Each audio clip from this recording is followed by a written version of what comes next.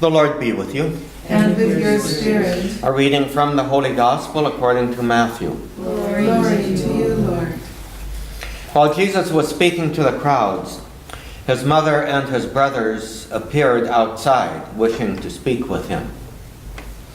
Someone told him, "Your mother and your brothers are standing outside asking to speak with you."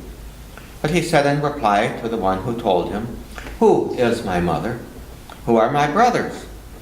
And stretching out his hand toward his disciples, he said, "Here are my mother and my brothers. For whoever does the will of my heavenly Father is my brother and sister and mother." The Gospel of the Lord. Praise to you, Lord Jesus Christ. I want to thank you, first of all, for choosing the readings for the presentation of the Virgin Mary rather than the daily readings, because I was sort of obsessing over how to handle the very last words of Jesus before he gets to Jerusalem for his triumphal entry, was "Come in and slay my enemies in my presence." And now I don't have to try to twist our minds around that. I just have to twist our minds around the fact that this feast is based on an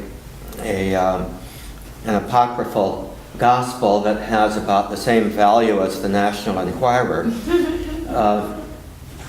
which I always maintained all of these apocryphal writings of the first couple of centuries basically fulfilled the function of the National Enquirer. You know, inquiring minds want to know more than the Gospels tell us.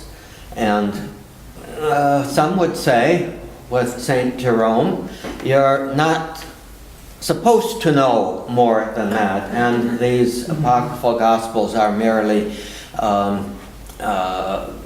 fantastic accounts that have absolutely no scriptural or historical value.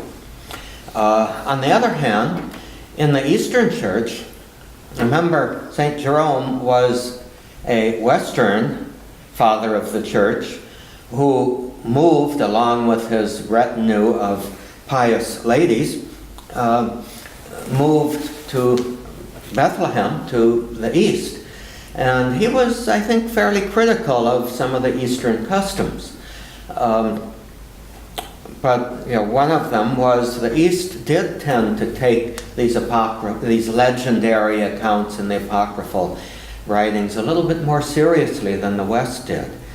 And I have to say that was brought home to me in pilgrimages I took to Turkey, going to the Enquirer church in Constantinople, where the major part of the mosaics in the entryway had to do with the life of Mary, as depicted in the proto-gospel of St. James. Even though there is no indication that girls were presented in the temple and brought up in the temple as the apocryphal gospel was going to maintain. And the feast, as I saw, also has kind of a checkered history here in the West, sort of on again, off again, and it's not found in the Missal of the Council of Trent. It was restored after that, and continues to be in the Roman calendar. So what does all of that mean? Well, one of the things I think it means is that God can use almost anything to give us a greater insight into himself and into his love. And I think that God does not want our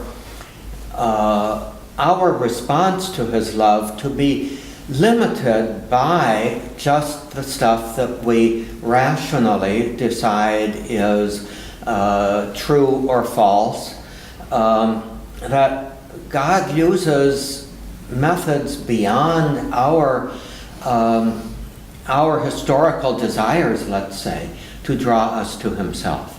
And what we can see in this feast is an echo of, as the psalm tells us, the Magnificat, an echo of Mary's steadfast devotion, her steadfast faith, the faith that not only brought Jesus into our midst, but as we believe continues to proclaim and continues to bring him into our midst.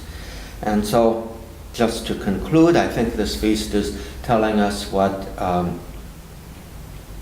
was it St. Louis de Montfort said, that when we say Mary, Mary says Jesus. And having said that, there really isn't anything more.